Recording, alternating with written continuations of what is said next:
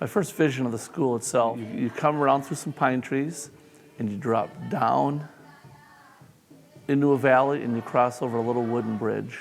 We rise up a hill and you break up on top of a small hill, and just in the distance, not that far away, you see a couple school buildings on top of a hill that has dry brown grass all the way around it.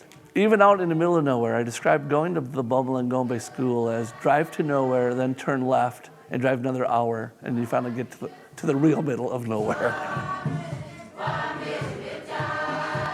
And I stood with my small group of, our small group of missionaries, and we stood in the hill. The wind was blowing, it was cold, in front of a ragtag group of students in their uniforms, about 175 boys and girls and their staff.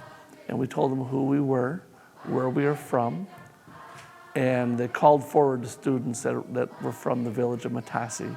We shook hands, and I turned to Pastor McKinwa and said, "Headmaster, do you have a plan?" He took off running, literally ran away from the group into this little tiny office building, and he came back with a stack of papers flapping in the wind, and he said, "Here is our plan." And he opened it up. "Here's where we are now," he would say. And what about all these other buildings? He says, "They're still a dream." So he said, "Would you help us make our dream come true?" And so I said, "Well, I have friends at a Lutheran high school in New York and friends at Trinity Lutheran Church. And I pledge you today we will help you with this school." Well, we had our first group, we had 31 people. And then we had 175 students and staff working on the project. We probably had another 250, 300 villagers on site and families that came. And in 5 days, we cut down 500 pine trees we purchased from the Catholic Church. We dug a trench, 1.5 miles long, about 1 foot wide and 3 feet deep. And then we laid the pipe.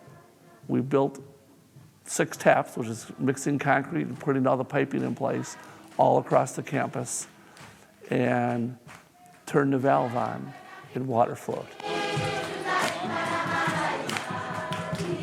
Electricity, that followed the same path as the water line. In order to do that, we had to plant 30 power poles, dig them in by hand, hang the cable across 1.5 miles, build a power distribution building, and then run all the cabling and electrify every building on campus.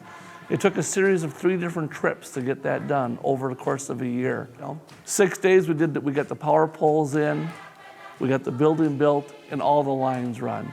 We had to come back on another trip when the wire finally showed up from Italy, string the wire. We did some more extensions at the school. The students built their own dorms, nailing these slab wood to posts buried in the ground so they could have a place to sleep. They fit the boards together the best they can with these half logs, and that's a dirt floor, and they built homemade bunk beds. It looked like a treehouse inside, all the way up into the rafters. They slept on the bottom and head to toe on top. We're at 6,500 feet of elevation at this school. It's in the highlands. A church from Germany helped get the start on the girls' dorm, but they ran out of funding. We helped get the boys' dorm built and complete the girls' dorm.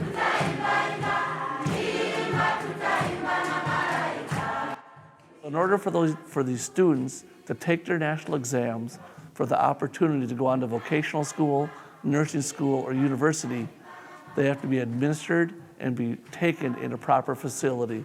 And that multipurpose hall is the proper facility. It's large, it handles all the testing, it's a multiple classroom. They have study halls, they do English training in there. It's also where they do their theater, their production, their general class assemblies when the weather's bad. It's where they eat their meals when the weather's bad outside and it's raining out. So it's the kitchen, it's the storage room, it's the auditorium, it's a classroom, it's a test-taking area, it's the clinic, the on-site clinic we have started, the dispensary. So it is truly a multi-purpose hall. It's like a quad on a college campus. There's a central parade ground and gathering space, surrounded by buildings, anchored by the current classroom, which will become the new administrative block. And at the far end will be the new science lab. It's been a kind of a broad effort, but it's really been focused and come out of Trinity. And Trinity members and community members traveling over twice a year. That's unheard of. In churches in the St. Clair Synod, where they go once every 3 years, or maybe once a year, or once every other. We've been going twice a year with major projects in mind to help our partners make that dream come true. For years, I guess we've heard the expression, we're all part of a global village. As Christians, we are called in the Great Commission to go, therefore, to all nations, to love and serve and spread the gospel. And part of that gospel message is love. We are first and foremost called to love ourselves and love our God and love our neighbor. And if we're not doing that, if we're not loving our neighbor and helping them meet their needs, then we're really not living out our gospel proclamation. It's not. We can keep telling them over and over, Jesus loves you, and their child dies. Tell them Jesus loves you, and they go uneducated. We tell them Jesus loves you, and they're hauling buckets of putrid water up 400 feet to drink. Didn't make sense. When I went into missions, it connected my faith. My faith became real. I found out when I went, and we would give people fresh water, hope for a future, walk back more fulfilled. Wow, I went to give, but I received more. What did I receive in return? A changed heart, changed passion, new desire. Going as a missionary or sending someone in your place connects the dots, makes the gospel message real.